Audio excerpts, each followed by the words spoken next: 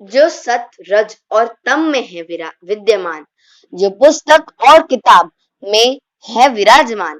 ये कथा है उनकी जो जगत के नाथ हैं, जो जगन्नाथ हैं। ये ही शब्द निशब्द हैं, ये ही परिपूर्ण अपूर्ण है, ये ही शून्य और अनंत है, जो सर्वव्यापी है लेकिन ओझल है। सूर्य, चंद्र, ग्रह, नक्षत्र में वे ही विद्यमान हैं। तो चलिए हम हमारी आज की कथा शुरू करते हैं। आप सभी का मेरे चैनल पे बहुत बहुत स्वागत है। ओडिशा।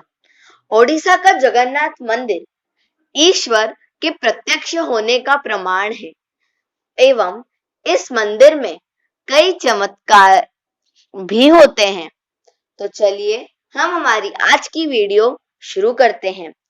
कहा जाता है कि मध्य भारत में इंद्रद्युम्न नाम के एक राजा राज्य करते थे। उनकी राजधानी अवंती थी। अवंती आज का उज्जैन है।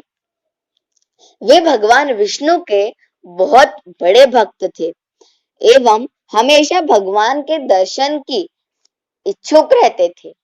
एक बार एक ऋषि वहां से गुजर रहे थे। वे राजा के महल में गए और राजा से कहने लगे, उड़ीसा में भगवान विष्णु के भव्य रूप निर्ला माधव की पूजा की जाती है, लेकिन वो जगह कहाँ है ये आपको ढूंढना पड़ेगा। ये बात सुनते ही वे बड़े ही आनंदित हुए और तुरंत महल के पुजारी के भाई, जिसका नाम विद्यापति था, उन्हें आदेश दिया कि वे ओडिशा जाकर वहां पर भगवान निर्ला माधव की खोज करें। राजा के आदेश के अनुसार विद्यापति ओडिशा के भ्रमण पर निकल पड़े। बड़े ही लंबे यात्रा के बाद जब विद्यापति ओडिशा पहुंचे, तब कुछ गुप्तचरों की मदद से उन्हें यह पता लगा कि शिकारी के राजा विशुपाशु एक गुप्त गुफा के अंदर निर्ला माधव की पूजा करते हैं। ये बात सुनते ही विद्यापति विशुपाशु के सामने विनती करने लगे कि वे उन्हें पूजा स्थल के दर्शन कराएं, उन्हें निर्ला माधव के दर्शन कराएं। लेकिन शिकारी एवं कबीले के सरदार ने उन्हें मना कर दिया। विद्यापति कुछ दिनों के लिए उसी गांव में रहने लगे। कुछ दिनों बाद विद्यापति ने विशुपाशु की बेटी ललिता से उन्होंने शादी कर ली। शादी के कुछ दिन बाद विद्यापति ने अपनी पत्नी को निर्ला माधव की सिर्फ एक झलक दिखाने के लिए अपने पिता को मनाने के लिए कहा। अब अपनी बेटी की जिद को देखते हुए विशुपाशु भी मान गए, किंतु एक शर्त पर कि विद्यापति की आंख पे पट्टी बांधी जाएगी और फिर उसे निर्ला माधव के रास्ते पर लेकर जाया जाएगा।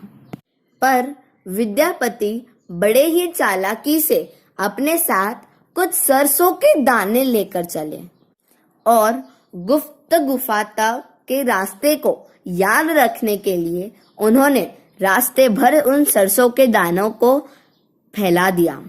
गुप्त गुफा तक पहुंचने के बाद जब विद्यापति ने अपनी आंखों से पट्टी हटाकर निर्ला माधव की दिव्य छवि को देखा, तब वे उन्हें देखते ही रह गए। गुप्त गुफा एवं ओडिशा से लौटकर विद्यापति ने इंद्रद्युम्न को सब कुछ बताया और इंद्रद्युम्न भी अपने भगवान के दर्शन करने के लिए तुरंत ही निकल पड़े। लेकिन जब राजा इंद्रद्युम्न विद्यापति के साथ उस गुप्त गुफा में पहुंचे, उन्हें कुछ भी नहीं दिखा। निर्ला माधव अंतर्ध्यान हो चुके थे। राजा निराश हो गए और अपने महल में लौट आए। पर उसी रात उनके सपने में जैसे देवलोक से कोई संदेश आया था कि वे पुरी जाकर लकड़ी के एक दारू को बाहर निकालें जो कि पानी में तैर रहा है। राजा ने भी इसी संदेश का पालन किया और वे पुरी पहुंचे। उन्होंने वहां के समुद्र में सच में एक लकड़ी के दारू को देखा। उन्होंने अपने सैनिकों और दासों को उस लकड़ी के दारू को बाहर निकालने के लिए भेजा, लेकिन उनमें से एक भी उस लकड़ी के दारू को बाहर निकालने में सक्षम नहीं था। अंत में उसी कबीले के सरदार और शिकारी विशुपाशु की मदद से उस लकड़ी के दारू को बाहर निकाला गया और उसे महल में लाया गया। परंतु उस लकड़ी के पाशु में से कोई भी कारीगर भगवान नीला माधव को तराश नहीं पा रहा था। कहा जाता है, जब इस काम को करने में कोई भी कारीगर सक्षम नहीं रहा, तब देवताओं के कारीगर श्री विश्वकर्मा जी ने एक बूढ़े ब्राह्मण का रूप धारण करा, एक बूढ़े कारीगर का रूप धारण करा और वे राजा इंद्रद्युम्न के महल पहुंचे और उन्होंने राजा से कहा कि वे इस दारू में से, इस लकड़ी के दारू में से भगवान की मूर्ति को तराश सकते हैं, किंतु वे इस कार्य को 21 दिन में करेंगे एवं अकेले ही रहकर करेंगे और उनके इस कार्य में कोई भी बाधा नहीं आनी चाहिए। राजा इन सभी शर्तों को मान गया और उन्होंने उस बूढ़े शिल्पकार को एक कक्ष दे दिया। 15 दिनों तक लोगों को सिर्फ आरी और हथौड़ी की आवाजें सुनाई देती थी, लेकिन उसके बाद कोई भी आवाज आना बंद हो गई। एक दिन रानी वहां से गुजर रही थी तो उन्होंने सोचा कि बूढ़ा था, हो सकता है भूख प्यास के मारे मर गया हो, और वे घबरा गईं। उन्होंने राजा से उस कक्ष के द्वार को खोलने की विनती करी। राजा कुछ क्षणों के पश्चात रानी के इस कथन से सहमत हो गया और उन्होंने उस द्वार को खोल दिया।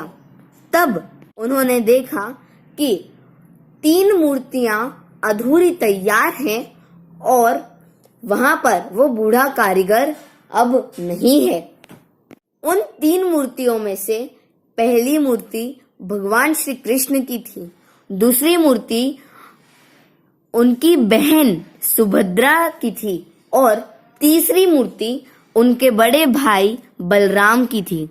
और इन्हीं मूर्ति में जो कृष्ण हैं वही जगन्नाथ हैं और वे ही पुरी में जगन्नाथ के रूप में पूजे जाते हैं।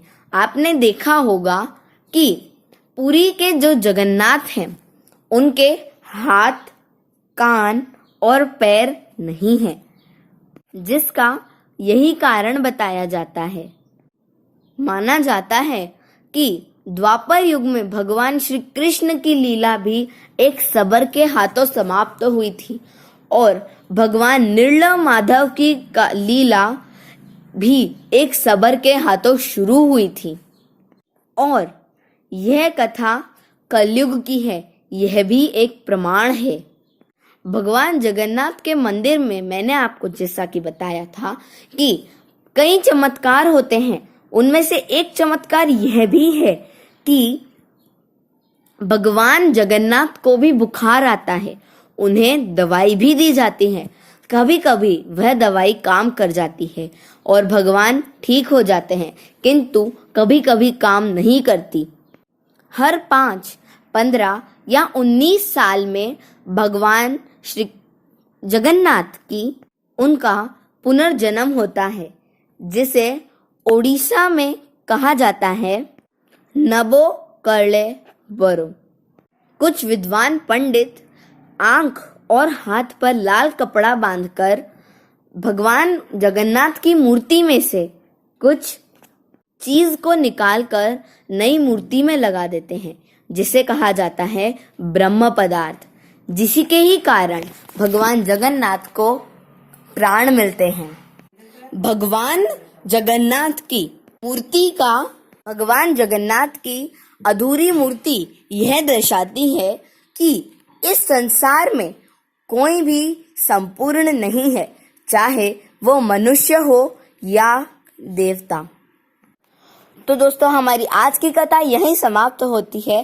प्लीज मेरे चैनल को सब्सक्राइब कर दीजिए, मेरे इस वीडियो को लाइक कर दीजिए और जल्दी से नोटिफिकेशन बेल दबा दीजिए। धन्यवाद। नर्मदे हर। फिर मिलेंगे हमारी अगली कथा में।